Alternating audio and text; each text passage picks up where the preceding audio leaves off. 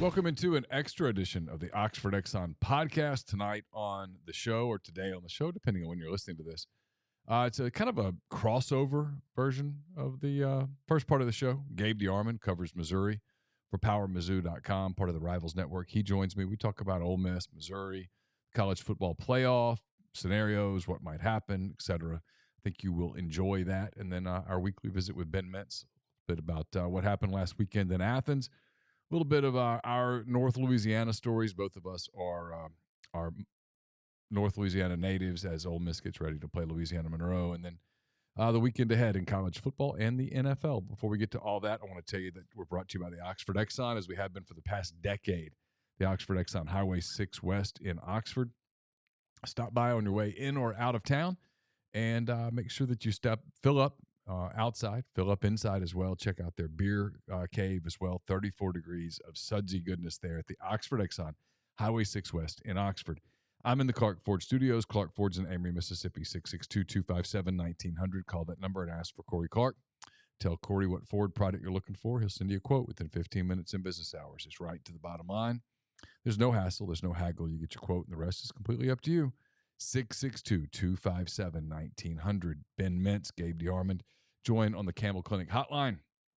The Campbell Clinic is in Oxford now, 2608 South Lamar Boulevard, Suite 102, just across the street from the cottages at Hooper Hollow. The Campbell Clinic provides full-service orthopedic care, everything from sports medicine to foot and ankle surgery to spine and total joint care to pediatric orthopedics, physical therapy, and more.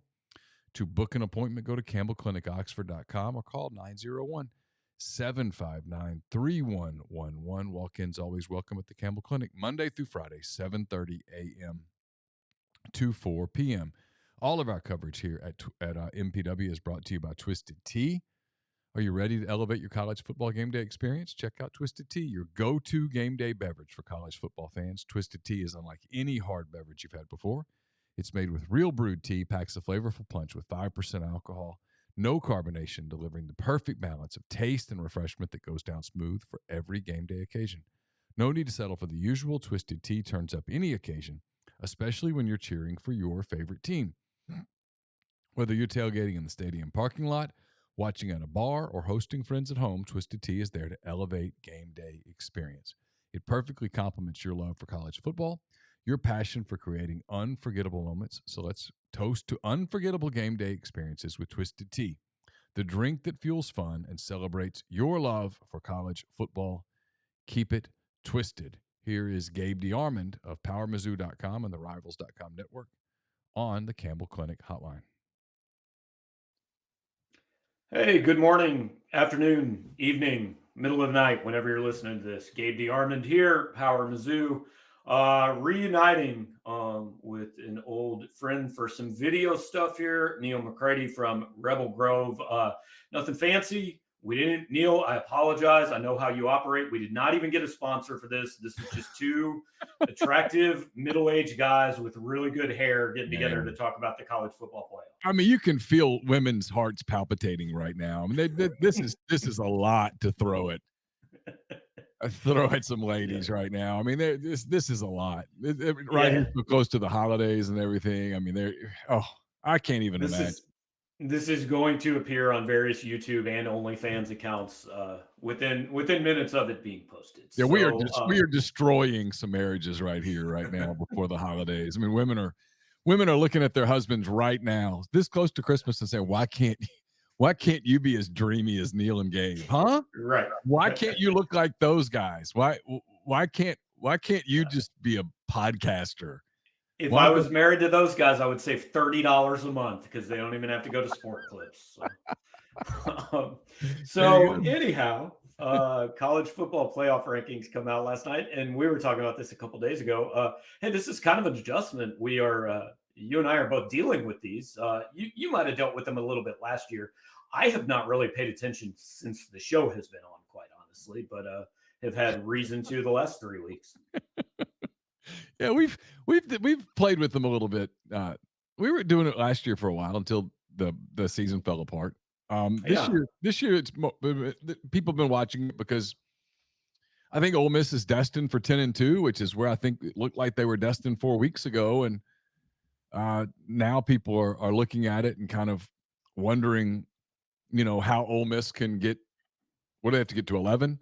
How do they get to 11 where they can get into the into an access bowl? And um, it's looking like it's going to require a little bit. I think getting to 12 is going to be pretty easy, but getting to 11 is going to be problematic. And so I think people are looking at it. And you've got a handful of people that are kind of pissed off and going, "How do you judge?" and whatever. And it's like, yeah, I get it. Um, and then there's people that are like, "Look, 10-2.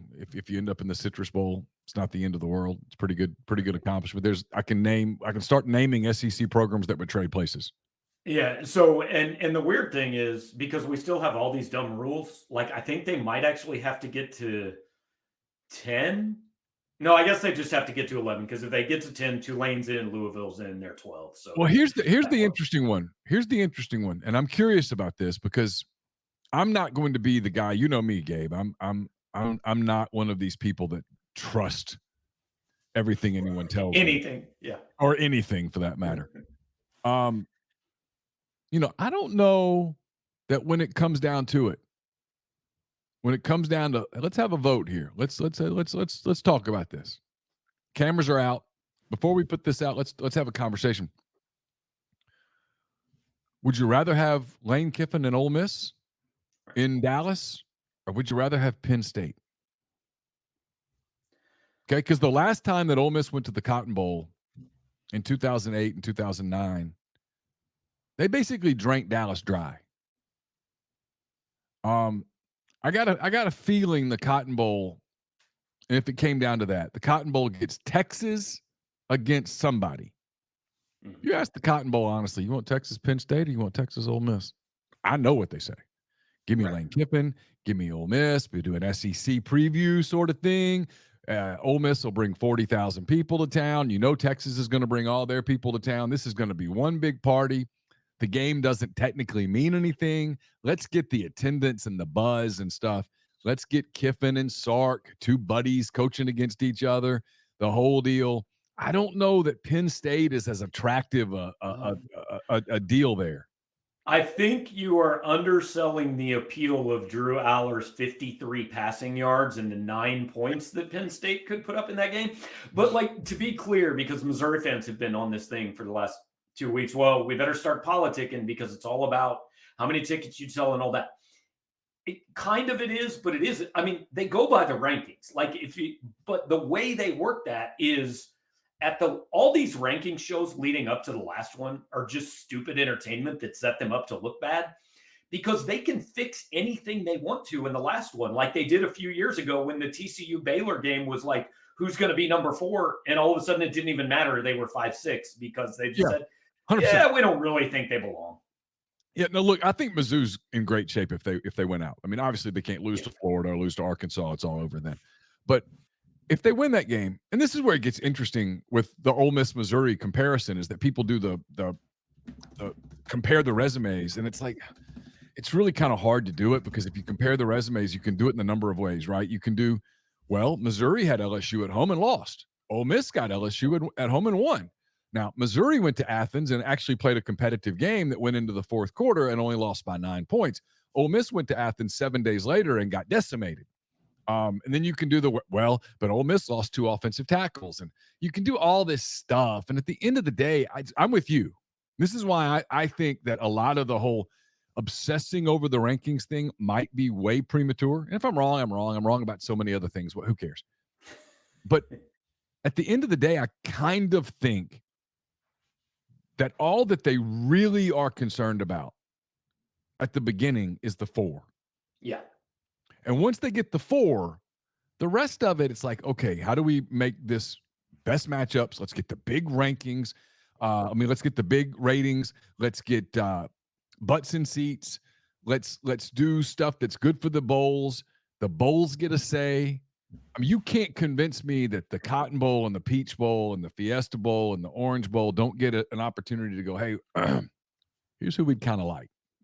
Right. I don't believe and being deserving matters. You're not going from number 23 into the no. Bowls. But if you're in that 9, 10, 11 range, they can manipulate those numbers. You can't convince me that they can't. And look, Penn State's resume sucks. Yes. So I mean, Penn State's resume is they beat Iowa. Okay, cool. Who else did you beat? Well, we beat Maryland. All right. and they didn't. I think they are above Ole Miss for one reason right now, because Ohio State and Michigan didn't on the scoreboard completely annihilate them. Right. If you watched those games, Ohio State and Michigan completely annihilated them. Michigan legitimately did not throw a pass in the second half because they didn't think they had to. Well, I mean, had Kirby Smart just said, let's just hand the ball off 27 times and win by 9 points, Ole Miss is above Penn State and maybe above Missouri. Yeah, and anybody that watched the Ole Miss Georgia game with any degree of objectivity would have to acknowledge that Georgia on Saturday night at home in Athens was not losing to anyone in the country. The only teams that would have beaten Georgia wear a shield, an NFL shield right here on their jerseys. They would lose to the NFL teams. They were not losing to any college team. They weren't going to lose on Saturday night to Michigan, to Ohio State, to Alabama, to Texas, to pick your Florida State. They'd have beaten all those teams. Now, would they have beaten them 52-17? I don't know. Here's the thing. Lane Kiffin was playing the game to win. He went forward on fourth down. He was doing stuff. He knew they were a massive underdog. They were playing with house money. Lane Kiffin wasn't playing that game with the mindset of, okay, well, let's keep it close so that we can be 10th instead of 12th. No, he was just trying to win the game. And that's why at the end of this, Ole Miss has a couple of really sexy wins. They went to Tulane and won. And on paper, and again, now I'm not comparing to Missouri. I'm comparing to Penn State. Okay? Right, because that's really I went into this saying 2 of these 3 are getting in. I now think as long as they don't stumble, Missouri's in. This really isn't an Ole Miss Missouri thing. It's an Ole Miss Penn State thing. It's an Ole Miss Penn State thing. And so compare the two resumes. Ole Miss beat LSU. LSU's really good. I mean, Jaden Daniels should win the Heisman. I don't know whether you agree with me or not. I will vote for him for sure. They're an excellent half team. Yes, I'm voting for Jaden Daniels. I mean, he should win the Heisman Trophy. He's the best player I saw this year. He's amazing. Their offense is great. Ole Miss beat them. They beat them on the field. It was a great game. Ole Miss went to Tulane and won.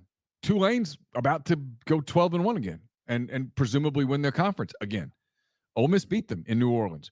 The Ole Miss's win at Auburn is starting to look better as Auburn wins some games. Ole Miss went to Auburn and won. I mean that's it. I mean, Missouri's resume is they beat Tennessee. They beat Kansas State, which is a really good looking win for them. Their losses. Memphis is actually looking better at this point. Yeah, their losses aren't. The losses aren't embarrassing. They lost a very close game against LSU that they just kind of gave away in the fourth quarter. I know your people already know that. And then they lost in a very respectable fashion to what I think is still the best team in the country. So compared to Penn State, I mean, right. Penn State's second best win is what, at Maryland? I mean, it's not their fault. The Big Ten sucks, but I mean, they're part of the look. But they played. They needed a win. They needed a hot win, and they didn't get one. They don't have a sexy win unless you call Iowa at home a sexy win. And look, I kind of cheer for Iowa for some weird reason. I have an affinity for Iowa, but nobody looks at Iowa and goes, "Oh boy, they're a real threat." Well, and Ole Miss's problem now is, I mean, I agree. I'm not sure why Ole Miss is below Penn State. That was I was focused on where Missouri was. It's recency bias. That's it. Yeah, that was the big surprise to me. But Ole Miss's problem now is they don't have any. Even if they played like Florida or A&M, that could do something for them.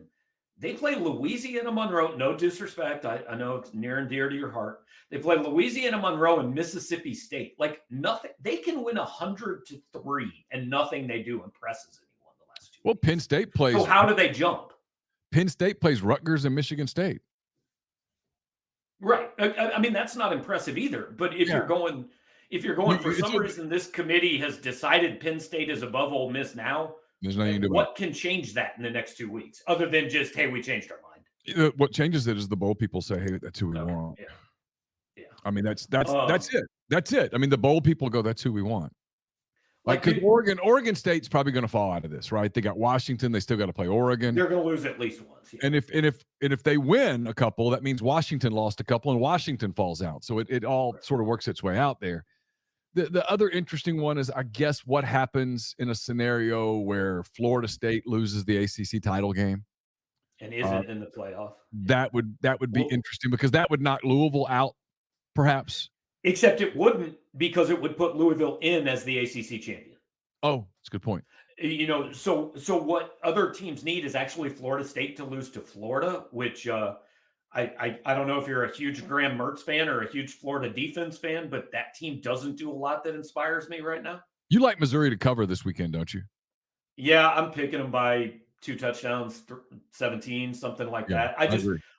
I look at Florida and I go, I don't think they're the worst in the SEC at anything, but like, what do they do well? I mean, they lost to Arkansas 2 weeks ago. It's inexcusable. Yeah, that's not great. It's an inexcusable loss. I mean, I don't know how that happens. Well, I do, because they wore those uniforms. That's why. So the other fun thing, if we assume like Missouri, Ole Miss, Penn State, 2 of them are getting in. The other one's playing in the Citrus Bowl. And look, I don't think there's this huge difference between the Citrus Bowl and the Peach Bowl. There's just this imaginary line we've drawn that makes one better than the other. I mean, in some ways, the Citrus is a better bowl from a viewing enjoyment standpoint, because except for the fact that Iowa might be in it this year, and that's not better for anybody's viewing. Yeah. Well, what I was going to say was the Peach Bowl, you got that early morning, right. December 30th, I think, kind of a weird spot to whatever. It doesn't matter.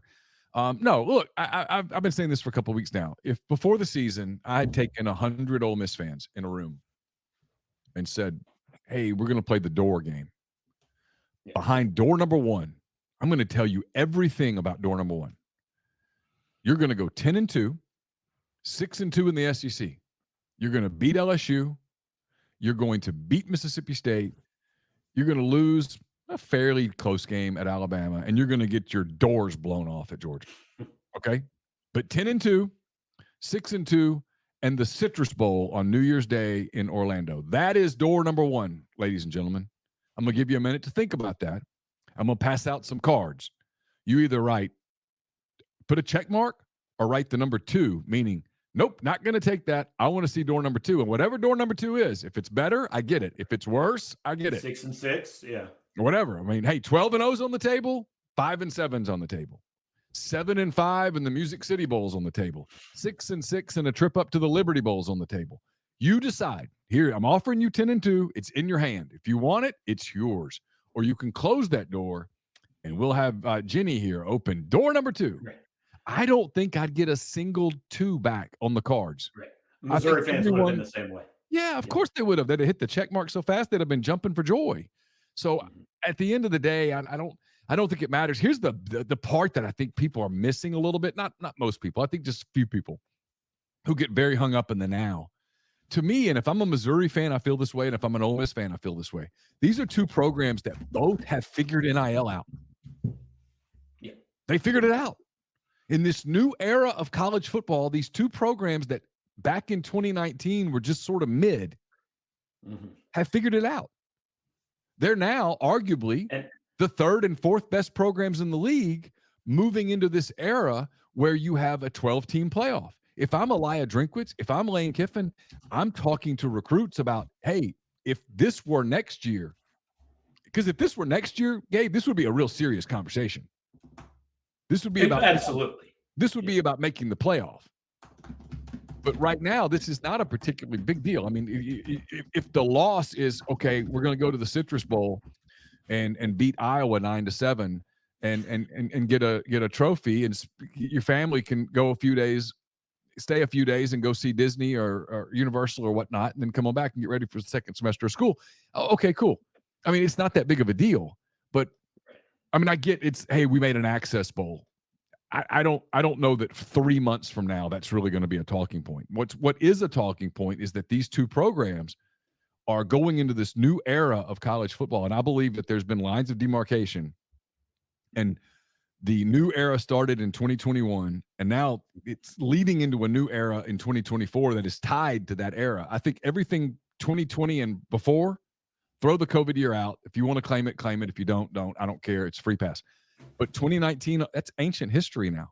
This is a new era, and these are two programs that have figured it out, at least as of this moment, and they have figured out ways to be competitive at a national level to the point that they would be in the playoff mix. Like right now, if this were next year, Missouri would be thinking about, hey, what do we have to do to get in a spot to have a home playoff game? Right.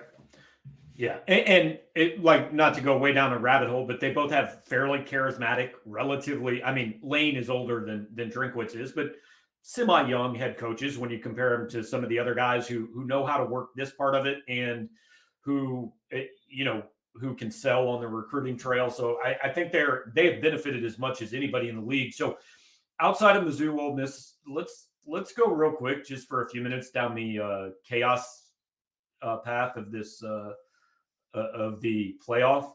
Yeah. What happens if let's say Washington and Florida State run the tape? They win their leagues, or Oregon goes 12-1, whatever. There's a Pac-12 champ that's getting in. There's a Big Ten champ that's getting in. Florida State goes unbeaten. What if Alabama runs the table and beats Georgia, and you've got 12-1 Georgia, which has lost to 12-1 Alabama, which has lost to 12-1 Texas? Can you hold a college football playoff that does not include a 12-1 SEC champion? Ooh. Like, you kind of can't, but you would almost have to. I kind of need a moment to calm down. You can't put Alabama in over Texas, and you can't put Georgia in over Alabama in that scenario. Well, no. Georgia would be out because Alabama won the SEC title, and Alabama beat Georgia. Your problem would be, all right, your Big Ten champ in all likelihood is undefeated. They're in. Is undefeated. Yeah. They're the one. Florida State is undefeated in this scenario. Florida State comes in as probably the 2 because they're unbeaten. Unless Washington's. Yeah, I guess they're ahead of Washington. If they're 13-0, comes in as the 2 or 3. I guess in my mind, I'm assuming that there's a 1-loss Oregon here. Okay. Yeah. So what if you have 1-loss Oregon versus those teams? Because if you have an unbeaten Washington, they're in. They're in as the 2. Right. Because I think Oregon might be the best team in the country, by the way. Potentially, yeah. Well, if it's not Georgia. Okay. So, this is fun. My honest opinion, they would screw 1-loss Oregon. Okay. So what if Washington is 13-0? They're automatically in, and then you've literally got one spot for Georgia, Alabama, Texas, and they're all 12-1. The SEC would get screwed. They kind of, they wouldn't be getting screwed though, really, would they? No, I mean, I guess they would get left out. They'd be left out, yeah. Which I kind of wonder what would happen then, because now you'd have Georgia in an Access Bowl, Bama in an Access Bowl, Missouri in an Access Bowl. I don't know whether that would impact an ACC team in an Access Bowl. Boy, that'd be fun. The question would be, do you think Georgia and Alabama would travel at that point if you're the bowl people, or do you think, we're going to get pissed off Georgia, pissed off Alabama? Yeah, I know the way you think is similar to the way I think, and I kind of want to see this because, Greg Sankey might annihilate all of college football if the last 4-team playoff does not include an SEC team. They might just have to quit playing the sport. That might be where Greg Sankey picks up the phone and calls the ACC and goes, all right, you bastards, the 2 or 3 of you that want to come, better come now. We just bought Florida State and Clemson. Sorry, guys. We're blowing this thing up. We're done. Here's the problem. Texas A&M donors have contributed $2.4 billion, and we bought 4 teams. The problem you have is that this committee always gets bailed out. Every single year. Oh, yeah. Every single year they get bailed out, which is why, Texas is going to lose at Iowa State this weekend. I'm pretty sure that happened. Don't you sort of feel that in your bones a little bit? 100%. It's just going to work out. It's going to work out in such a way. I think here's my conspiracy theory. And if it happens, man, I'm going to have to because I always get mad. Ole Miss fans get very mad about holding calls. Ole Miss has been called for 4,000 holding calls this year, and their opponent has been called twice for holding. And they're like, by the way, that's the ratio for every team. If you ask their fans, they're like, it's fixed. And I'm like, well, it's not fixed, because if it were fixed, somebody would say that it's fixed, and you would know that it was fixed, and it would get out that it was fixed, and it would be a disaster. But if this happens, I swear to you, I'm going to be like, well, maybe it is fixed. Alabama beats Georgia and they both get in. Yeah. Alabama beats Georgia and Atlanta and they both get in because Texas loses to Iowa State. Texas loses. The Pac-12 goes weird. Florida State goes weird, and something out west goes weird, and it just works out where Alabama comes in as the 2 and Georgia's the 4, and they set it up so that they can play each other again for the national title. Yeah. I mean, I would, if that happens, I swear I'm gonna be like, so yeah, maybe it is fixed. It's the Ewing theory at that point, right? Yeah. I don't know. I mean, I would love for chaos to happen because I've always hated this format. The only thing I hate more than this format is college football's overtime rules. Yes, it's not football. 4 teams make no sense. They've never made sense. It always made sense to go to 8, to go to 12. Hell, I'm for going to 16. Yeah. We all like football. Play playoff games. We watch NFL playoff games. This is my theory, right? We will turn on wild card weekend in the NFL. And we will watch Seattle play Tampa in a game that neither team has any chance in hell of winning the Super Bowl. And they will play each other on a Saturday afternoon at 3:25, and we will all be sitting there, popcorn and beer, going, this is awesome. I am dialed in. And the game ends at 7, and then we're going to watch, I don't know, New Orleans and Minnesota or some random mid NFL wild card game where we're going to be completely dialed in. We would do the exact same thing in college with a, the 2 versus the 15, where you're like, there's no chance the 15 wins. But hey, it's a playoff game. We watch NCAA tournament. Why do we watch it?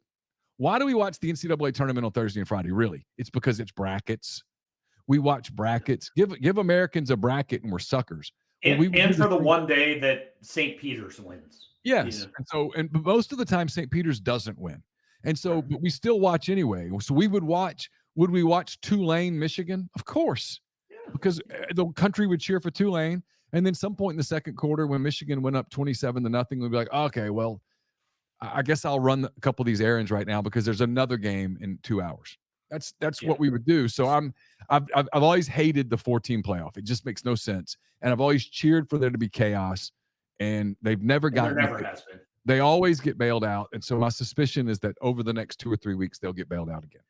All right. So let's wrap it up here then, because we cover, I feel like we cover very similar programs. We do it in very similar ways where a lot of our people go, man, I hate that guy, but he's pretty much kind of right in what he's saying. So, so these 2 programs are the poster child for why nobody should be against a 12-team playoff.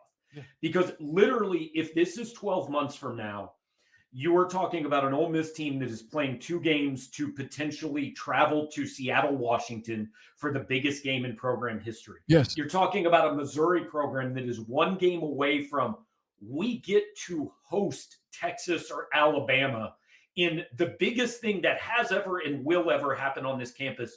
Explain to me why anyone would be against this and say, no, I want to go back to where like the random sports writers just vote who they think if these 2 teams would hypothetically play. No. And from a growth of the sport standpoint, play this out. Okay. This year, Missouri's about to finish the season with Florida at home and at Arkansas. All right. If you're a Missouri fan, you're dialed in. You because you want to go to the Access Bowl, blah, blah, blah. But if you're just random football fan, you don't really care. Ole Miss is about to play ULM. That won't matter in any scenario. And then they'll go to Mississippi State on Thanksgiving night. If you're an Ole Miss fan, you're pretty locked in. But if you're random dude in Spokane, you're not watching that. You certainly don't care. You're not interested. If you're a Mississippi State fan, you're going, we can ruin the best season they've ever had. Right? Yeah. It's all of a sudden the most important Egg Bowl that's ever existed. But let's talk about it. Let's talk about all this all the way through. Okay, so I'm going to start with Missouri.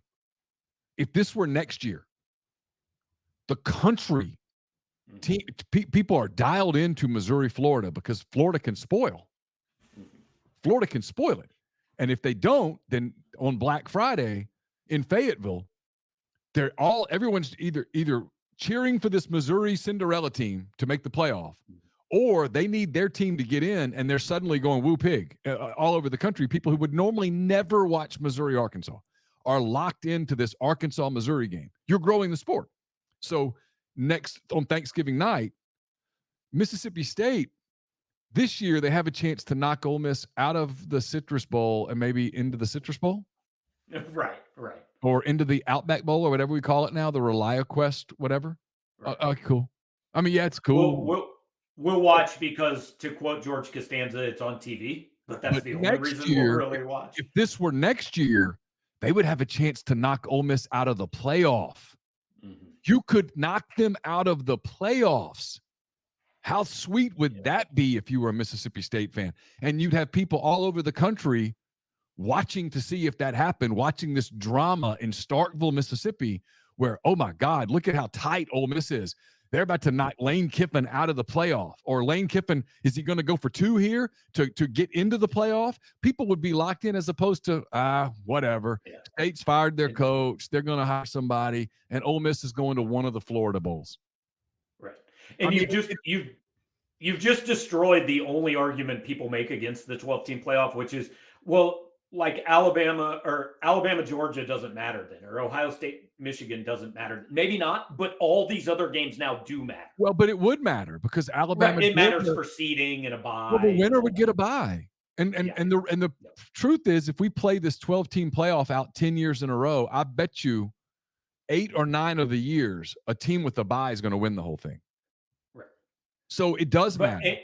And the other argument is, well, it's football, so it's not like basketball where San Diego State can make the Final Four. People are going, well, the 10 seed's never going to win it. I actually think this year disproves that. Like the Ole Miss team you cover, would you find it impossible for Ole Miss to beat Washington and Florida State and suddenly find themselves in the college football semifinals? I don't think it's impossible. No. Well, and to finish your thought on the meaningless Alabama-Georgia game, you got a bunch of Chiefs fans in your audience. Are they watching Monday night? When they play the Eagles? I would assume so. Yeah. It's the Eagles, right? Yeah. Okay, well, they played in the Super Bowl. That was a real meaningful game. There's a decent chance they play in this Super Bowl. So there's a chance that this is the meaningless game. They're still going to watch. You're going to watch Georgia, Alabama play each other because it's Georgia and Alabama playing each other. I mean, especially the whole it's meaningless thing. It's just bullshit. Pardon my language. It's just not true. You're going to watch when Michigan and Ohio State play. Even if you think, hey, there's a chance they're going to play each other again in a month, I'm still going to watch. They hate each other. It's snowing in Ann Arbor. I'm watching. Harbaugh's walking around, or they got this assistant coach crying on the sideline, and Ryan Day looks like he's about to hang himself. I mean, I'm watching that. Even if I think, hey, they're going to play each other again in a month in Glendale, I'm still going to watch the game. But now what I'm more people are watching is that Missouri-Arkansas game, that Ole Miss-Mississippi State game. When in a previous era, no one's watching it, or they kind of are watching it. They're certainly not watching it interested. They're not watching it passionately. It's the same thing. Why am I watching the random Seattle-Tampa game in January? Well, because the winner goes on to play the Eagles next week. That's why I'm watching. It's a playoff. You know the other solution besides a 12-team playoff? People would watch the Egg Bowl if Jackson Dart was dating Taylor Swift. That is true. That helps ratings. That is true. And look, it's not over yet. I mean, he still could. I mean, you just never know. You never know how this will go. I'm Taylor Swifted out, though. I'll tell you that. Yeah, every now and then you say a thing that you're just like, well, there's really nowhere to go from here. We've got to be done. That's it. There we are. We've got nothing else. So, all right, man. Appreciate it. It was fun. Maybe we'll talk to each other some other time. Maybe this will be it. Maybe we won't. I don't know. I hope we do, Gabriel. That'd be nice. I'd hate for this to be the last conversation we ever had, ending on a Taylor Swift note. That would be so sad. Yeah, we'll see how it goes. We'll get together for a Citrus Bowl / Peach Bowl preview. There you go. All right, man. Appreciate it. Appreciate everybody watching, listening, whatever you did. We'll talk to you later. Our thanks to Gabe DeArmond for his time today on the Campbell Clinic Hotline. This show is sponsored by BetterHelp. Do you look forward to the holidays? Maybe you struggle with seasonal blues. The holidays can be stressful, can conjure up some sadness. In other words, this time of year can be a lot, and it's natural to feel some sadness or anxiety about it. But adding something new and positive to your life can counteract some of those feelings. Therapy can be a bright spot amid all of the stress and change, something to look forward to make you feel grounded and to give you the tools to manage everything going on. I've benefited from therapy. It was good for me to talk through some feelings with a professional, walk away with a new perspective. It's helpful for learning positive coping skills, how to set boundaries. It empowers you to be the best version of yourself. It isn't just for those who've experienced major trauma. If you're thinking of starting therapy, give BetterHelp a try. It's entirely online. It's designed to be convenient, flexible, and suitable to your schedule. Just fill out a brief questionnaire to get matched with the licensed therapist and switch therapist anytime for no additional charge. Find your bright spot this season with BetterHelp. Visit betterhelp.com/MPW today to get 10% off your first month. That's betterhelp.com/MPW. We're presented by HelloFresh. With HelloFresh, you get farm-fresh, pre-portioned ingredients and seasonal recipes delivered right to your doorstep. Skip trips to the grocery store and count on HelloFresh to make home cooking easy, fun, and affordable. That's why it's America's #1 meal kit. A crazy schedule can make it easy to fall back into your dinner time recipe rut. Keep mealtime exciting with more than 40 recipes to choose from every week, so there's always something delicious to discover with HelloFresh. With so many in-season ingredients, you'll taste all of the freshness of fall in every bite of HelloFresh's chef-crafted recipes. Produce travels from the farm to your door for peak ripeness you can taste. HelloFresh does all the shopping and meal planning for you. Ingredients arrive at your doorstep, and it's pre-portioned and ready to cook, along with pictured step-by-step recipe cards. We all know HelloFresh takes the hassle out of mealtime, but did you know it can also save you money? HelloFresh is 25% less expensive than takeout, so that means you get an easy home-cooked meal on the table and more money back in your pocket. It's soccer season in our house. That means some late nights where cooking is impossible. And thanks to HelloFresh, we can get back from the game and have a delicious, healthy meal ready in minutes. So go to HelloFresh.com and use the code MPWFREE at checkout. Again, that's HelloFresh.com, code MPWFREE at checkout. HelloFresh, America's #1 meal kit. And our next partner is Athletic Greens. I drink AG1 by Athletic Greens literally every day. I gave AG1 a try because I wanted better gut health, sustained energy, immune system support, and I hate taking pills. I drink AG1 every morning. I love knowing I'm doing something good for my body, giving my body the nutrition it craves, and covering my nutritional bases. Covering my nutritional bases for the day literally couldn't be easier, which is why I trust Athletic Greens. I just mix 1 small scoop of AG1 with water and drink it first thing in the morning. Done. I also like that it costs less than $3 per day. It's pretty good if you ask me. It's a really effective daily habit with the highest quality sourced ingredients. It's a win-win. If a comprehensive solution is what you need for your supplement routine, then Athletic Greens is giving you a free 1-year supply of vitamin D and 5 free travel packs with your first purchase. Go to athleticgreens.com/MPW. That's athleticgreens.com/MPW. Check it out. Now here's Ben Mintz on the Campbell Clinic Hotline. Ben Mintz, Barstool Sports, kind enough to join us from Chicago. Ben, you were in Athens last week. I don't know what there's not a whole lot more to say about what happened in Athens. Georgia was Georgia, and they played like Georgia, and they looked like Georgia. And if they play like that, they're going to be a 3-time national champ. They'll be the first, if they do it, the first team since Minnesota in the 20s to win 3 straight titles. Well, I got some few thoughts to take away from this game. First of all, Athens is still an awesome college town. Obviously, we got the crap kicked out of us, but I still had a really good time. I got to see a lot of my old friends I hadn't seen in like 10 years. I went out in downtown Athens both nights, kicked it at the Nowhere Bar. We might be getting to a point where I need a bodyguard in public, but it was like that wild. It was so insane. First world problems. I mean, it was crazy. But so basically my thoughts on the game, I think the takeaway for me, and I know it was like super deflating for Ole Miss fans because like you get built up to a point where you're in this like top 10 matchup and you start thinking about playoffs. But what this game really showed to me, Neal, was how great of a coaching job Lane and them have done this year. Because when you see something like that, when you see how outmatched Ole Miss was specifically in the trenches, especially with the defensive line, who might as well have not even existed in this game, getting to 10 wins with this team is incredible. And I'm not saying they're not a good football team. I think Ole Miss has the skill guys. But, when you look back at this season, You lose all the games that aren't at Georgia and at Alabama. Both those games, you kind of figure out maybe you're a little farther away than you thought. But, losing at halftime against the top 25 Tulane team, you come back and win that. You beat LSU in the thriller. You gut it out against Arkansas. You beat A&M in a thriller, and then you win a tough road game at Auburn. I mean, to win all those games that were like closer, this is an incredible accomplishment. I mean, like if I'm like a gambling analytical guy, and to me it feels like we're winning 10 games with the team that was probably an 8-win team or 8.5, something like that. Yeah. And there's no shame in that. I'm not trying to like hate on our team. I think that's more a testament to the coaching job they've done. And, until the last 2 weeks, Pete Golding did such a great job with the defense. The defense kind of fell off a lot the last 2 weeks. But, I just think they squeezed everything they could out of this team. And I think that's a testament to the coaching staff, when you look at it, in my opinion. I agree completely. I mean, look at all the close games they won. I mean, we've been over this so many times, but it's true. And I have to remind people sometimes, not most people, because listen, 95 to 99% of the people who are listening to this are like nodding in agreement, like, yeah, of course. But there's that group, it's very small, that can be vocal, that are like, no, this was an abomination what happened in Athens. I'll say, no, it really wasn't. I mean, if you go back and think about the season, Ole Miss and Tulane were tied in the fourth quarter.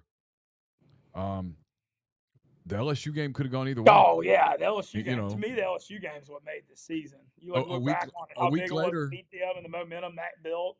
I think the LSU game was the point, and to bounce back like that from Bama, And then a week later, Arkansas led in the fourth quarter and had forced a fourth down from Ole Miss on the ensuing possession. Ole Miss was 4th and 1 at its own 34.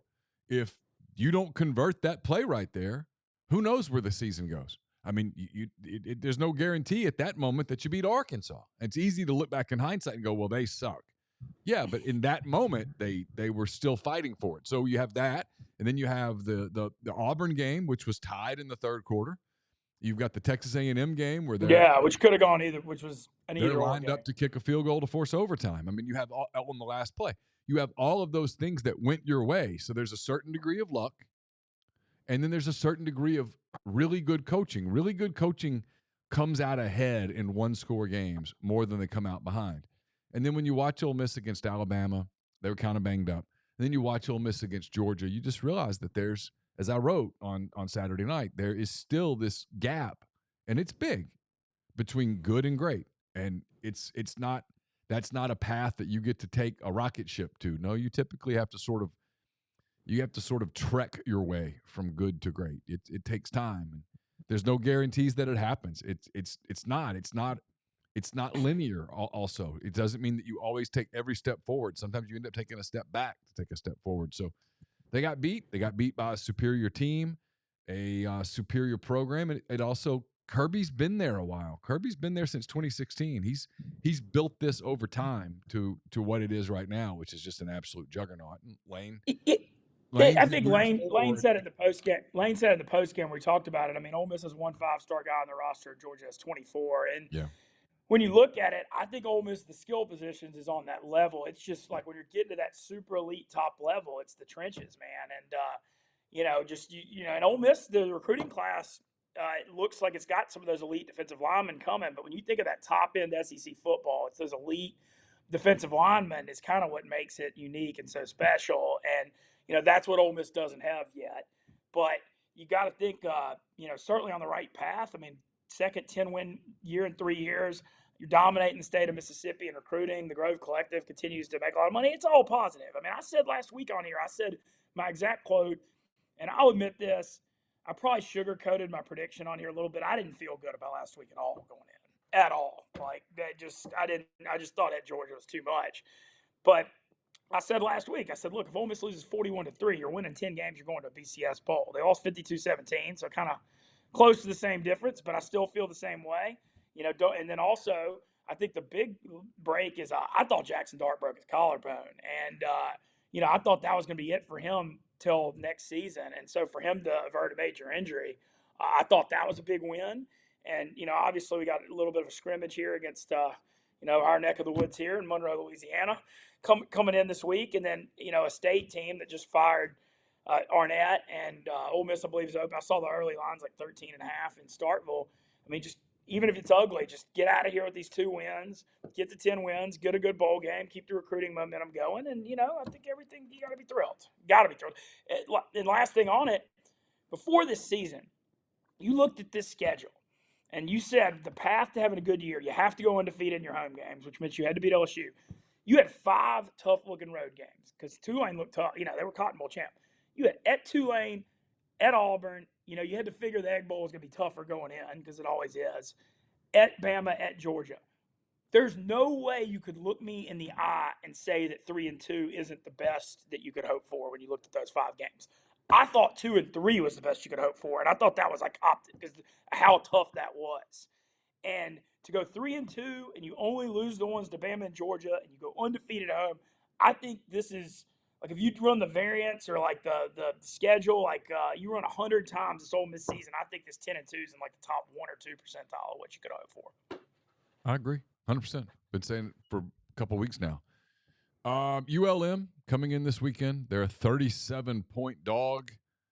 Sounds like the end is near for Terry Bowden. If you are, yeah, it is from all my Monroe people. If you're hunting for an upset here, the ULM money line is plus 4,000.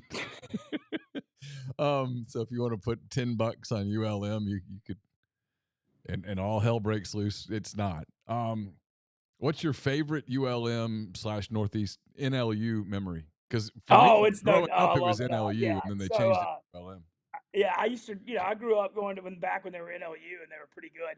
But my favorite memory will always be 07 when ULM beat Bama, Saban's first year. And ULM beat out, like, that's what people remember. Dude, Nick Saban lost to UL Monroe. This really happened. And Saban gets up at the podium and compared it to Pearl Harbor. He looked so bad in the postgame. That's my favorite memory. And then a great Monroe thing.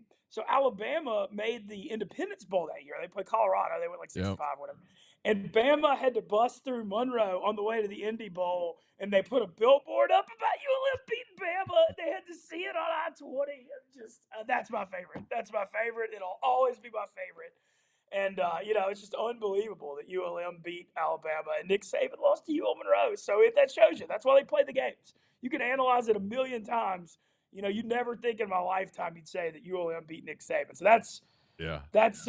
that's easily number one. The one thing about ULM they've had through the years is like Doug Peterson, Stan Humphreys. They've had some quarterbacks go through there. Back in the day. Bubby Brister. Bubby Brister, Bob Lane too. Back in the day, they've had, so they've had, they had some quarterbacks go through there. But it's tough, man. When you look at Monroe right now, North Louisiana, there's just not room to have both ULM and Tech playing D1 football. I think it's just like, there's just too many colleges. Every town in Louisiana has a college. There's too many schools. Like Mississippi has JUCOs in all these towns. Like Louisiana's got Southland school. There's too many colleges. It's whatever. But as far as this game goes, Ole Miss is going to cover.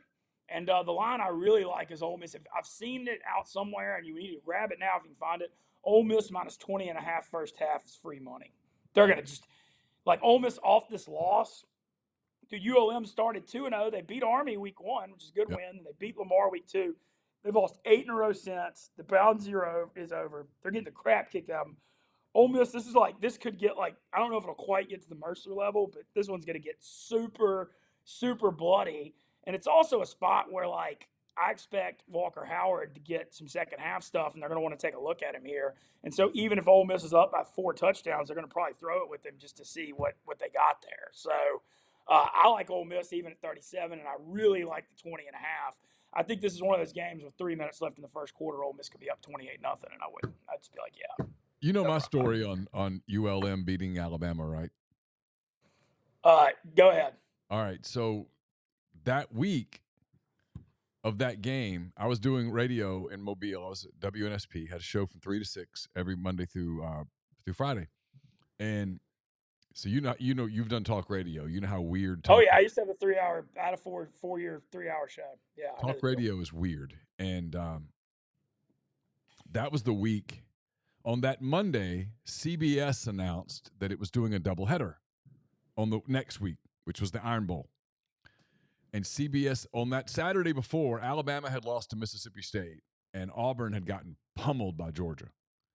and CBS took a doubleheader of Kentucky at Tennessee or Tennessee at Kentucky. I can't remember. Tennessee, Kentucky, and Florida, Florida State. They punted on the Iron Bowl. And all I said on that Monday was two things. I said, can we just, this one year, because we always built up the Iron Bowl as this is the biggest game in the country. And it's like, but it's not this year. So let's be honest about it and admit that this is a year where the Iron Bowl is really only big in Alabama. We're going to talk about it, but let's not do the forced thing where we're like, this is the biggest game. The college football world stops for Alabama-Auburn. Yeah, when you're relevant. This isn't that year. That's all I said. That's all I said. And then later in the show, I said, hey, I'm going to tell you, this Louisiana-Monroe game is losable for Alabama. Oh, wow. I said, I'm telling you, Nick Saban's going to win. I remember saying it. I said, Nick Saban's going to win at Alabama, and he's going to win big. But this was his first team. I said, he's lost this team. This team's not his team. He's tired of this team. He's going to process these guys at the end of the year.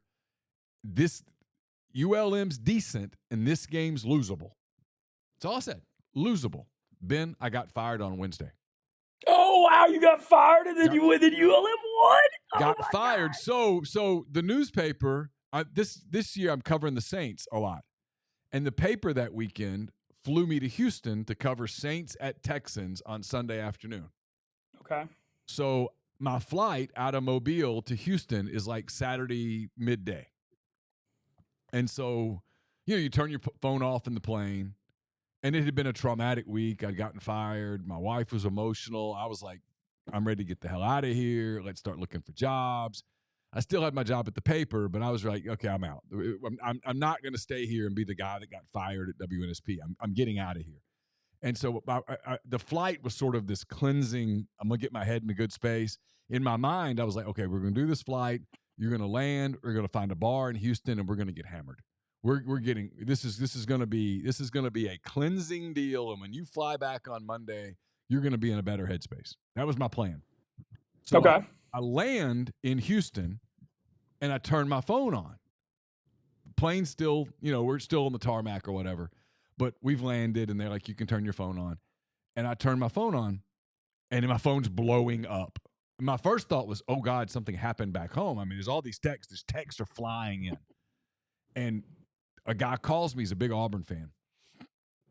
He goes, do you know what's going on? I'm like, no, what the hell are you talking about? He goes, ULM is winning.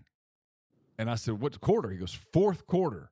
He goes, it's near the end. It's like the final minute. I wanted you to hear it. He goes, I've been trying to call you for hours. I said, I've been in the plane. He goes, oh, no. Well, listen. He turns up his speaker as loud as he can to the Alabama broadcast, and I get to listen to Alabama lose to ULM. So I have a master's degree from ULM, and almost immediately ULM put this thing out to Alumni Association. If you contribute $20 or whatever, they'll send you this T-shirt. And it was a T-shirt. It was like a burgundy, maroonish, ULM colored T-shirt. And all it said in silver letters was ULM 21, Bama 14. I got that shirt and been for the next at least 6 months. Every time Laura would say, my wife would say, hey, I need to go to the grocery store. But I'm going, I'll go. And I'd go put that T-shirt on, and I would go to the grocery store. I would walk the aisles, and I would get these nasty looks from, all the Bama people. It was awesome. I wore that shirt until it was like just in shreds. I loved that shirt so much. That was like the best game ever. That was the happiest $25 I think I have ever spent, because it was petty and vindictive, and God, it felt good.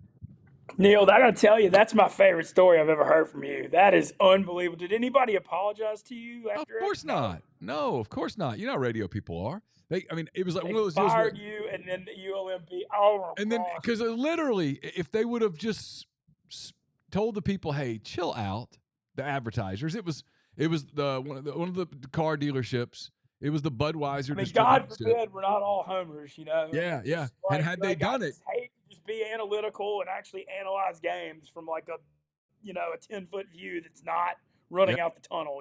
Like, how good would that Monday show have been? I mean, it could have been such a good show on Monday. Like, oh, you called time, this. Dude. It would have been the best. I mean, everybody would have hated you, but But that's not something, that's they would have clicked. They never could figure out. It's like Feinbaum all those years.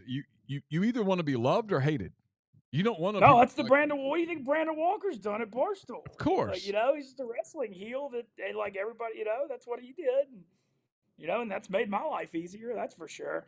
Yeah. That's a crazy story. Wow, I'm glad you shared that. That's a phenomenal story. I guess my only other ULM thing I have to add is I took summer school there after my freshman year at Ole Miss.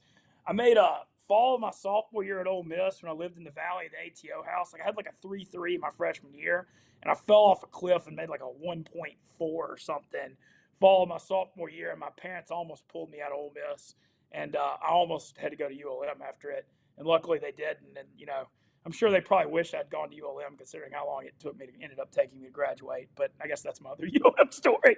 Is I almost was a Warhawk alumni after that little misunderstanding. I joke about it a lot. But I really enjoyed my I guess a year and a half there. I was there for grad school and stuff, and I really had a good time. I enjoyed Monroe for that brief period of time in my life. I made some friends, and I worked my ass off. I mean, I bartended. I had a graduate assistantship, and I was in graduate school. And I always joke about how easy, and it wasn't particularly challenging, but there was a lot of work. I had to pass 36 hours, and I was busy. So it was fun. I look back on it, and it was a fun time.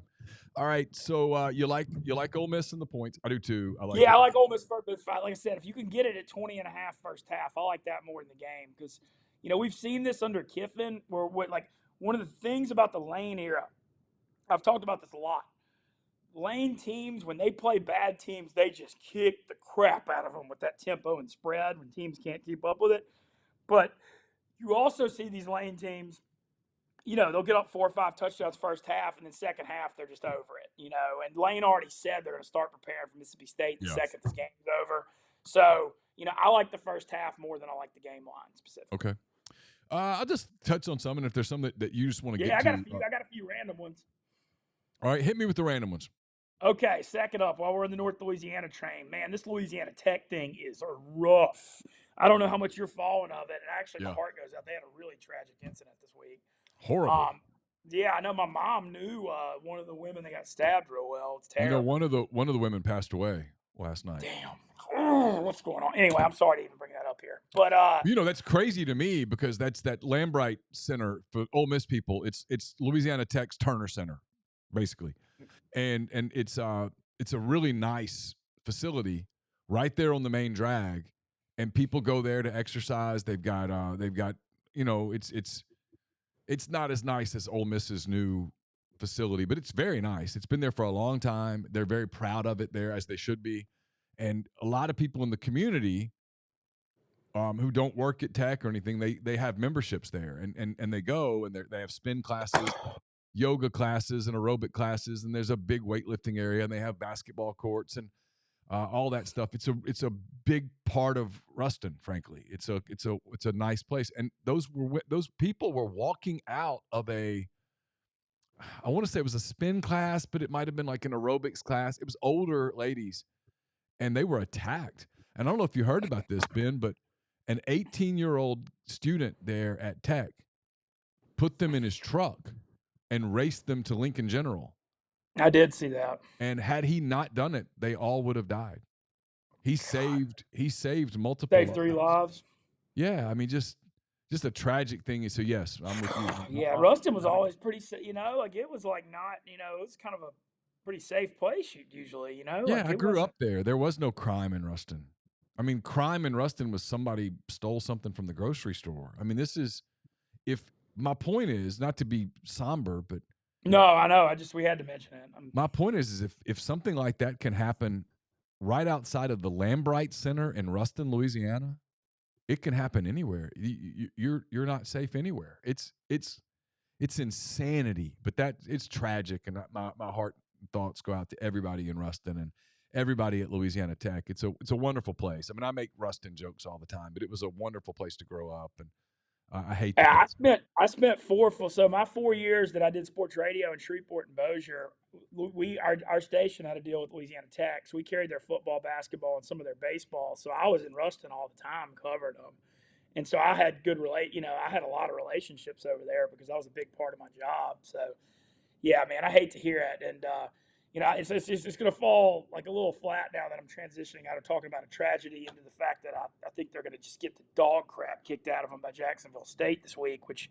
it's going to make me sound a little heartless, but I was basically the point I was getting to is that Louisiana Tech football right now is like, and they have a proud program. I mean, they won 6 straight bowl games under Holtz. Joe Sloan was their offensive coordinator those years. He's one of my really close friends. He's LSU's quarterbacks coach now.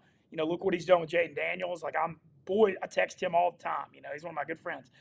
But right now, this Tech football program is completely rudderless. And what happened to them is there was this Rustin weird arrogance where they acted above ULM and above the Sun Belt Conference. Yep. And they stuck their nose up at the Sun Belt in CUSA, and now CUSA's gone to hell.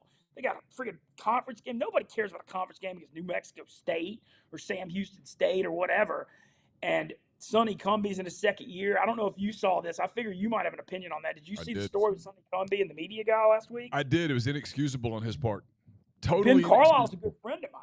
Like, I know Ben. So Ben, for what we're talking about, so We Tech Blue's also on the same network as y'all. That's the Tech rival site. Yeah. And Ben does a really good job. He played Tech baseball. Sonny Cumbie pulls Ben up in front of the whole team at practice and says, "You're too negative," and revokes his credentials in front of the team. Like, that's the most Bush League thing I've ever heard. Yep. You think Ben Carlisle's not allowed to say negative stuff about that team when they're 3-7 and they're getting the crap kicked out of them by 1-8 to Sam Houston State on their home field? Like, what's he supposed to do? Like, you're supposed to be a journalist. What are you going to, I don't know how you're going to come up with positives out of that. But I thought it was one of the most Bush League moves I've ever heard out of a head coach. And I don't know Sonny Cumbie, but I couldn't believe it. I don't want to know him now. I mean, look, I never hope for someone to get fired, but if I'm at Louisiana Tech, I'm like, this isn't going to work. No. If you're that sensitive that when you're 3-7, you're trying to pin it on any of it on a reporter, you suck. I mean, you're Bush League. Well, we're going to get revenge on Sonny Cumbie and bet on Jacksonville State -8 big. They might win by 4 or 5 touchdowns. This Tech team is deader than fried chicken. They're going to get killed. Rich Rod's having a good year at Jacksonville State. They're playing hard. They're playing for bowl games, all that. So I think this line is like, when I saw this line, I thought Jacksonville State should be like 13 or 13.5, and it's 8. So that's one of my favorite. So we'll end the North Louisiana talk here, Ole Miss fans. Sorry, Neal and I both probably went off a little bit on it. But that was one of them. I don't know would you have any opinion on Southern Miss, Mississippi State? I'm just curious. Can Mississippi State lay 14 to anybody? No, I love Southern Miss in the points here. Yeah, I got to think this is a big spot for Will Hall. He's already saved his job. Now he's got a chance to really make some noise. I don't think State's any good. I mean, they suck. Is Will Rogers back this week? I don't. So what if he is? He hadn't played. I know. It's terrible. Yeah, dude, yeah. I mean, so Greg Knox is they're gonna play hard for Greg Knox? Yeah, I'm gonna throw out the Southern Miss plus 425 money line here. I'm with you. See it. I'm with you. This is gonna be like a 14-10 game. 100%. It's over-under's it's 46.5 feels extremely high here. Southern Miss's offense has struggled a lot this year. I'm going to go ahead and put this out because I'm writing it on Saturday. For Ole Miss next week in Starkville, a loss is absolutely inexcusable. No, we're not. It ain't going to happen. I mean, I could see it being like an ugly. There's a chance State plays hard on D, and if the weather's bad, it's uglier, and Ole Miss wins by 10, ugly. Whatever. But it's. But that's as bad as it can get. Yeah. That's the State can't do. They just can't move the ball. But I'm thinking about taking Southern Miss plus 14 and plus 425 money line here. I just don't. I just so don't. So far, we're in lockstep. What else you got? All right. Well, okay, my bad. I'm sorry. No, you're good. All right. Sprint through it. I sort of like Miami over Louisville. It's like pick 'em at Miami. Miami beat Clemson at home. They fought Florida State last week. I think that I kind of think that they should get Louisville. Just going through it. I said Jacksonville State's my big one. Quick one. I like Wyoming -13 over Hawaii. Wyoming's got 8,000 feet altitude. This is like a 1 p.m. game. It's a nightmare for Hawaii to travel to. Expect them to no show. I'm scrolling through here as fast. Oh, Clemson. So I apologize to everyone. I was really wrong about Clemson, Georgia Tech. I like Clemson by 6.5 over North Carolina at home. You've got a thing where this time of year you got two teams headed opposite directions. North Carolina lost at home to Virginia. They lost to Georgia Tech. They barely beat Duke last week. Clemson has kind of gotten it together with the Notre Dame win and blowing out Georgia Tech. And I just think two teams are headed opposite directions. So I like Clemson by 6.5. Kind of thinking about USC by 7 over UCLA now that it's come out. Chip Kelly's getting fired probably. So I think that's kind of a weird one. Oh, and the game I really want to talk about. After what happened last week in both their games, everybody in America is going to be on Georgia by 10 at Tennessee. And I'm not saying Tennessee's going to win, but I smell a rat here a little bit, and I think Tennessee might fight. Tennessee loses 36-7 at Missouri. Georgia beats Ole Miss 52-17, and now Georgia's only a 10-point favorite in Knoxville. I just know what the common man is going to think about that game. I mean, everybody's going to be on Georgia. And Tennessee's been, I know they haven't been good on the road, but they're still pretty good at home. I'm not even saying I'm betting Tennessee. I'm just telling you I've got a red flag up on taking Georgia a little bit this week. I'm not saying do it. I just – something about that. I just feel like everybody – but they're also so hot, I'm not trying to go against them. What about Missouri? Missouri by 11.5 should be good. I think Missouri rolls. I do too. Another thing, kind of a theory I've been coming up with, the second tough road game in a row really gets people a lot. And Florida, they fought LSU into the fourth quarter last week. They just couldn't stop Jaden Daniels, who literally had, one of the greatest quarterback performances in the history of the sport, with first ever to have over 350 passing and 200 rushing in the same game. But so I think that's going to deflate Florida. Now you got a trip to Columbia, and it seems like Missouri's got a great home field. Nobody likes going there. Missouri's got a ton of momentum. I think Missouri could, I think there's a chance Missouri could kick the crap out of them, and that wouldn't surprise me. The other one that's interesting, and I don't know what's going to happen, but you see this Washington-Oregon State line. Oregon State's favored over undefeated Washington. I think that's very interesting. Yeah, 1 Oregon point. State's. Man, I've been back and forth on it. Oregon State's super tough at home. I've been riding them for years. I do think Washington's kind of beatable too. I don't like. I just don't know. I'm just staying away from it. I was just kind of making that observation that it's kind of an interesting one. I'll tell you one I don't hate. I don't hate, assuming that they have the quarterback back, I don't hate Kansas at home getting 8 points in a rivalry game. Yeah, no, I like that too. You got the right coach for sure, and I know his name's kind of coming up for jobs right now. But I agree with that. I just we need to check on the injury status of the quarterback, and also be on the lookout. Texas has had a lot of problems in Ames, Iowa through the years. It's a night game. It's not. I already checked the weather because I was like, if this thing's 10 degrees and et cetera, I might take Iowa State. Weather looks okay. It's like a low of 31, not going to rain, so maybe that helps. But watch out for Iowa State maybe to make that a little stickier than people think. And, Matt Campbell, everybody was putting him in his grave earlier this year. But, Iowa State's actually played kind of well down. They've improved down the stretch. So what do you think about this Kentucky-South Carolina game? I don't have too strong of a read. I feel like Kentucky under Mark Stoops wins the games they're supposed to win, but then they never win they never win the underdog games. But I don't know. What do you think? Kind of like South Carolina in this spot. Okay. I don't have a real opinion, so I'm not trying to talk you out of it. Any South Carolina playing for a bowl. They're 4-6. They got to win these two to get bowl eligible. Any other college stuff before we shift? That was it on college. I do think my favorite one's Jacksonville State because I think Tech's done. I like that Ole Miss first half a lot too. I really do. So that's in LSU, Georgia State. LSU's 31. Whatever LSU is first half, take that too because they're trying to get Jaden Daniels as Heisman.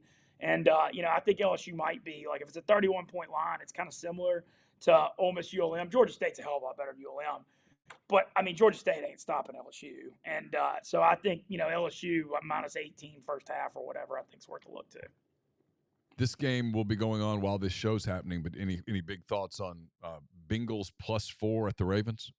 I'm leaning Bengals in the points. I think this is another game that just goes to the wire. So give me the team getting 4.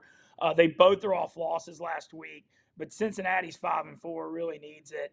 I think this is a game that could be a field goal game either way. So just give me the points 100%. All right, Dallas goes to Carolina. Dallas a 10.5-point favorite. They covered that huge line against the Giants. Now they play a Panthers team that's frankly just bad, but 10.5. Yeah, I'll tell you what. I'm no scout, and y'all know me. I admit and Neal, you're good about this too. Look, I don't get everything right. I don't claim I do. So when I'm wrong, I'm going to tell you. I'm going to hand up whatever. But I was right about this Bryce Young deal. I was super thinking he was. I don't know what people were seeing with NFL scouts. Like, yeah, he won at Alabama. Dude's 5'9". The ball never comes out on time. He always holds onto the ball too long, and it's a recipe for disaster in the NFL because he takes too many hits and he tries to ad-lib too much. And I just didn't see how you could watch that Georgia-Ohio State playoff game and say he was number one pick over Stroud. I said it to everyone that would listen. I was like, this is a huge mistake. And Frank Reich apparently wanted Stroud and got overruled by the owner and GM. And they're screwed for years off it. Because Bryce Young, he could get to decent if you get good surrounding cast, but he's not good. And he's going to always be injury prone. And like I said, it's just the biggest thing is the ball he just holds onto the ball too long. I don't know what to say. Compounding it. How Scout didn't see it. It's obvious. Stroud is a stud. I mean, Stroud is like, he does stuff week after week where you're like, this kid's the deal. And Nico, I don't even know these receivers. He's got Noah Brown, who could barely get on the field at Ohio State or for the Cowboys, having 150-yard games. But the Cowboys-Panthers thing, look, Dallas already had a no-show game at Arizona where they lost, so you got to think they'll show up. But, I just still hate laying over 10 on the road in pro football. But I just think Carolina's they're horrible, and they don't even have their pick because the Bears thing. I mean, I'm thankful as a Saints fan they took Young over Stroud because, if Stroud was at Carolina, with the way the NFC South's looking, Carolina would be set up to dominate it for the next 5-10 years. But yeah, that's all I got on that one. Arizona, Houston next is if you just said before the year Arizona and Houston would be in, what an interesting game. Kyler Murray against CJ Stroud. I'm banging over 47.5 here. I think this thing could get kind of wild. Oh, that's a good one. I like that. Indoors, I think it could get a little crazy. So I don't really know about Houston by 5, but I am taking the over on that pretty big. You see Deshaun Watson now announced out for the year this morning. Cleveland's a 2-point favorite over Pittsburgh. This over-under is only 33.5. This is going to be ugly down to the wire game. Instinct sort of like Cleveland, but it's really probably a stay away. Because have you seen this Pittsburgh stat, Neal? They've gotten outgained in yardage all 9 weeks, and they're 6-3. How the hell is that possible? Say that again. Pittsburgh's been outgained in yardage all 9 games, and they're 6-3. Think about that. That's the craziest thing I've ever heard. That is crazy. All right, am I crazy? Tomlin has this thing where he just mucks it up into the fourth quarter, and they just create a turnover and heist these wins. They're incredible. Elite. They're elite up front on defense. No doubt. And it's kind of like the Georgia thing. If you're elite up front on defense, you can stay in games, and their quarterback play is serviceable. It's not good. Yeah, their play calling isn't, but. It's just they've got that culture thing though, like we talked about Ole Miss pulling out. Tomlin's never had a losing year. They just believe they're going to win somehow. I don't know how, but they do it. Chargers Packers. I sort of I know I finally got burned on my Jordan Love under theory last week. Game went over, but I got to see more. 44.5 seems high for a game up at Lambeau Field, especially if it's cold with a California team going up there. So I lean under 44.5 there, and if he gets me 2 weeks in a row, then God bless him.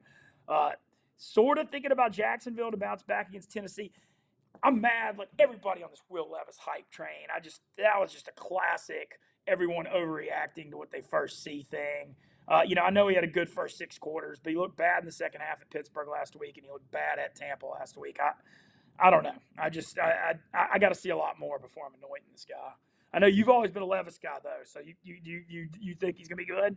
I think he's gonna be fine. I think he's gonna end up being better than Bryce Young. Well, right? I do too. What's gonna really compound things for the Panthers is that if Young ends up being the 4th out of the 4 quarterbacks, it won't be just C.J. Stroud that haunts them. It will be Richardson was better, Levis was better. You could have gotten Levis in the 2nd round better. You could have. There's a lot there. They traded DJ Moore and their first round. Now they don't have all these picks there either. All right, next game is one I have a big play on. I know it's a big line, but Miami they're like the college team I talked about that Ole Miss is. They're when they play bad teams at home, they just kill them. Because they run that up tempo spread and all that. And like the Raiders, I know they're 2-0 under Pierce and they're playing hard, but this is a nightmare spot. They've looked bad on offense. They're starting O'Connell. They're going to get they're going to get massacred in Miami. They can't keep up with them. And Miami's off a bye off that loss against the Chiefs in Germany. Yep. Miami's they're really tough at home. I'm laying the 12.5 here. I think Miami can win this game like 38-10, and I wouldn't be shocked. 41-10, and I wouldn't be surprised at all. Got any thoughts on Jets getting 7 at Buffalo? So I do have some thoughts. Everybody was bagging me on Twitter about this take. I think Ken Dorsey is what screwed the Bills the last couple of years. When Daboll was there, you saw how good the offense was, and he left to get the Giants job. Everybody's blaming Allen for all the picks, and I know he's at fault. I mean, he forces a ton of throws. But it's not Allen's fault that you never know James Cook even's on the team. I mean, the Buffalo offense is like, let's throw every first down. Let's get in every 3rd and 9. They don't try to be balanced, and then Allen tries to force stuff. If they'll commit with Joe Brady to the freaking running game with Cook and be like 60-40, 50-50, and then run play actions and bootlegs with Allen and keep them out of 3rd and 11, they can turn this thing around. And I came out with that take this week, and everybody's like, oh, no, Allen's the one throwing the interceptions. Like, what have people been seeing out of this play calling? I just couldn't believe that. I don't know. Anyway, I just really couldn't believe how much I was getting dragged for that take. But I think that they actually could turn it around if they'll just commit to the running game. I mean, I don't understand.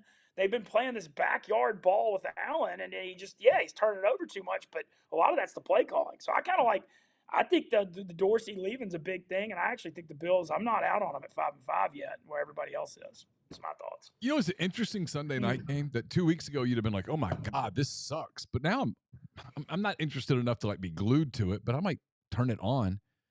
Denver's playing better lately. Sean's a really good coach. Oh, he's great. And Josh Dobbs has made Minnesota interesting again. I mean, he's winning. I mean, and he's a fun story. Minnesota goes to Denver as a 2-point dog, and I'm kind of intrigued.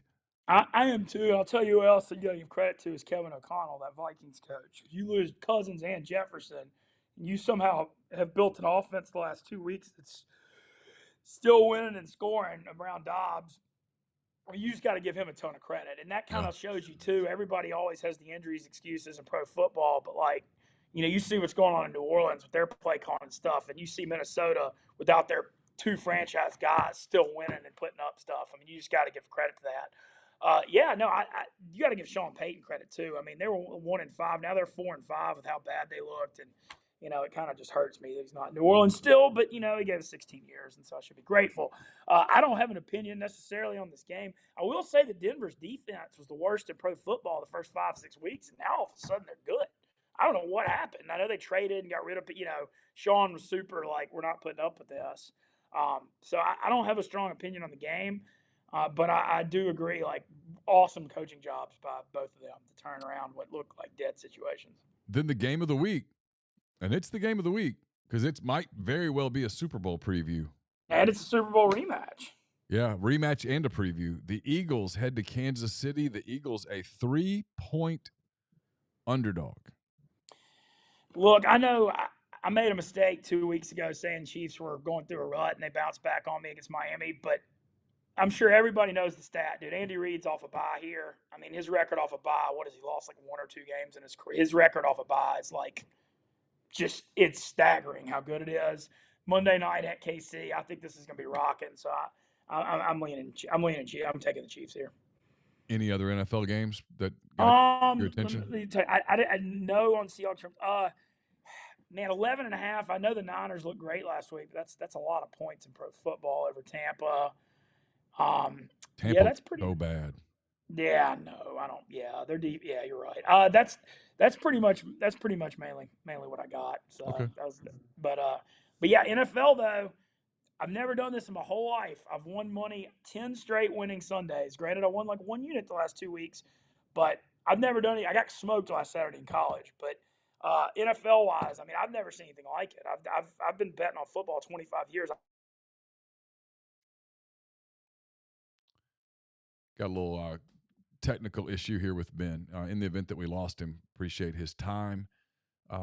Yeah, I think he froze on us. So we had wrapped it up.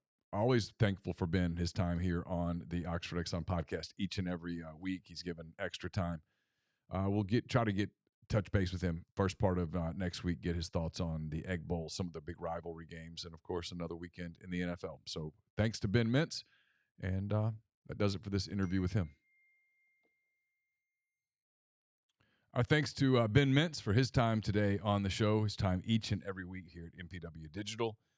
That does it for our coverage this week as we get you ready for ULM at Ole Miss, 11 a.m. on Saturday, Vaught-Hemingway Stadium. The game will be seen on the SEC Network. We'll have a postgame show. It's brought to you by MPW Digital's. Our postgame show brought to you by Dead Soxy. Dead Soxy welcomes you to the winter sales event of 2023. Buy more, save more. The more you spend, the more you save. So stock up on gifts, stocking stuffers, and don't forget a little something for yourself. Get 25% off any order. Get 30% off any order of $120 or more, and get 40% off any order of $240 or more at deadsoxy.com. Just use the promo code RebelGrove at checkout. Take advantage of this holiday sale. Stock your sock drawers and have a wonderful holiday season. And as always, stay soxy. And I'll have a post-game column up to you on Saturday as well. That's brought to you by Whitney McNutt of Tommy Morgan Incorporated Realtors. If you're searching for residential or commercial properties in Oxford or Tupelo, contact Whitney McNutt for amazing professional service and support. Contact Whitney at tmhomes.com or call 662-567-2573. So until Saturday, that does it for our podcast here at MPW Digital. We'll be back with you on Saturday afternoon. Until then, have a great rest of your week. Be safe and take care.